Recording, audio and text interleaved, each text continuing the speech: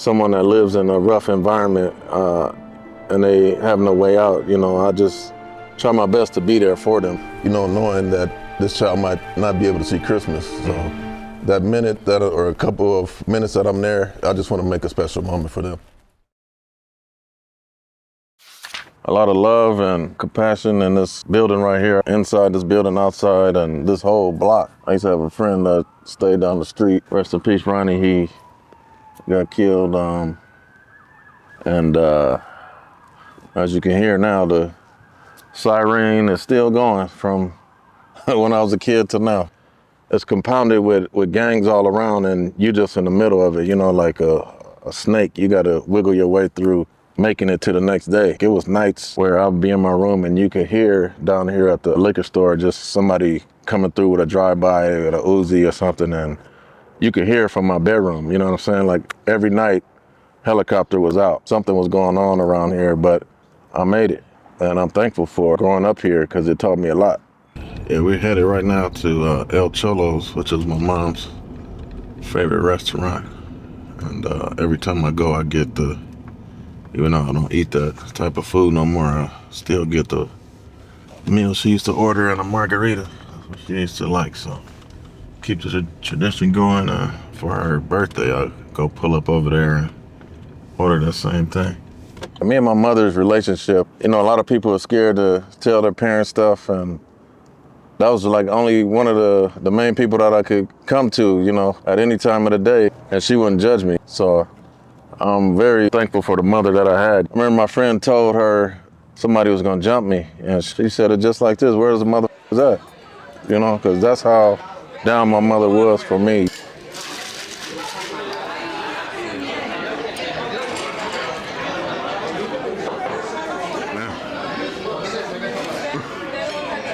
Tastes like the first time I had it. El Cholo. It's the way to go. Come to the one on Western. I don't know about no other one. I started the nonprofit to feature superhero and friends as I fell into like a 5-year depression period. I lost my mother to cancer in 2009. And this is the way I give back to humanity and just keeping her name alive by doing this. I call my mom like I usually do, like 5:45, because I start work at 6. And her phone is ringing and ringing, and then it just goes to voicemail. And then it just hit me like, damn, I'm not gonna talk to her again. I wouldn't wish that on nobody, that experience and the feeling that I had for those 5 years. Me talking to you like this and then just going home, just crying for no reason.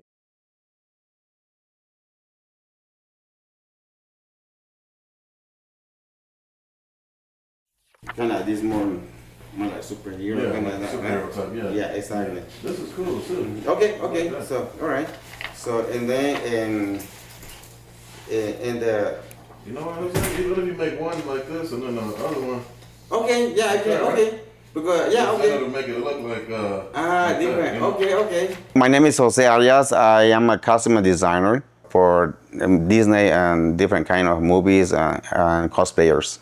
His heart is very kind of like an angel and trying to rescue and trying to help as much as he can. I was lucky to meet him. Now we are working a project. That's his new project. I'm very excited to finish that new project. You will see pretty soon how that's going to turn out. I came up with the idea of dressing up as superheroes. I visit the houseless community, veterans, the elderly, children with special needs, disabilities. Yuri Williams of Long Beach, California. Can I come in? Yeah. Okay. The first person to put a smile on AJ's face. Yuri Williams is changing the life of children around the country, one door knock at a time. And the other incredible thing is that you take these families and these kids to these theaters to watch these superhero movies, which are very empowering, by the way. We're going to rent out the biggest, most amazing, most immersive theater, and I want you to invite all your families, all your friends, whoever you want, on us to watch Black Adam.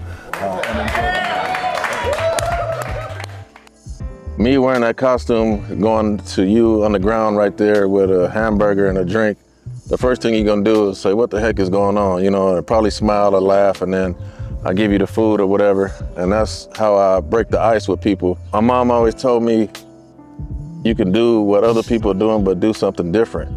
So I said, I'm gonna go out here in the costume and do it like that. Growing up here, at the time my mom was a probation officer, her clients appreciate her staying on them. I saw it because I was sitting in the car when she hops out in the middle of the street with the hazard lights on to get on her clients. The day at her funeral, one of the kids she used to watch in juvenile hall came to the service, and that just stuck with me to this day because she made an impact on somebody 50 plus years later. For somebody to come back from when they were a little juvenile to an adult and come see you at your funeral, that says a lot about a person. I did want to follow her footsteps, and I did end up working at the same job she was at, which was right down the street. We drove by the probation department. Every day I could talk to these kids and try to encourage them to do better. What's up, guys? My name is Juan Carlos. I'm the art director with Future Superhero. Today we're out here giving out some toys provided by Toys for Tots. What you want, Isabel? You gotta tell me which one. That one. Beautiful. From here.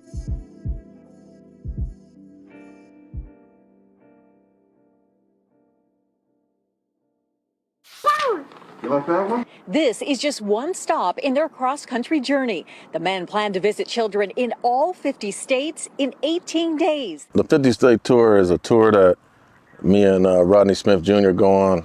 How did you get involved with Rodney? I lost my mom to cancer in 2009, and I found Rodney on Instagram, and I reached out to him and asked him if I could join him on tour. Met so many amazing kids, and we have so many more to meet. Two men are traveling across the country, spreading holiday cheer to some little ones who need it most. The first tour was for the houseless community. We would drive around and find one houseless individual and ask them what they would want for Christmas. The second tour might have been for veterans. The third, fourth, and fifth tour have been for children with disabilities, special needs, and those battling life-threatening illnesses. A 17,000-mile journey in less than a month. From Kentucky to California, Oregon to New Jersey, where the guys are bringing joy to Jaden, suffering from severe seizures, and Ariana, struggling with a degenerative brain disease. We have met one kid in Chicago. His mother just recently passed last year. His 60-year-old grandmother's taking care of him. She cried in our arms because she doesn't know what to do. And then he comes up, Grandma, it's gonna be okay. So stuff like that makes us want to continue and help even more families. There was one particular instance on my job where a kid committed suicide. I had to go to therapy for that. For some strange reason, I remember this assignment. They said, name one thing that you want to do before you leave this earth. And I said, I want to go to each state and hug one person. And to be able to do the 50-state tour and then look back and say that's what I said, and you know, I didn't even know Rodney at the time. This thing was already written for me. While we were coloring with her, it just brings memories back of when I was a kid, just coloring. And you know, it's times like this I get caught in the moment.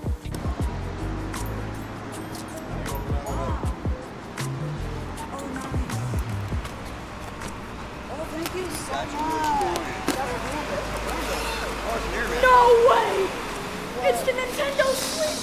Oh, don't take that out. Please don't take that out. Yes. Oh, wow. Yes, you know, thank you so much. You're welcome, dude. You're welcome, dude. You're welcome. You deserve it, buddy. Thank you so much.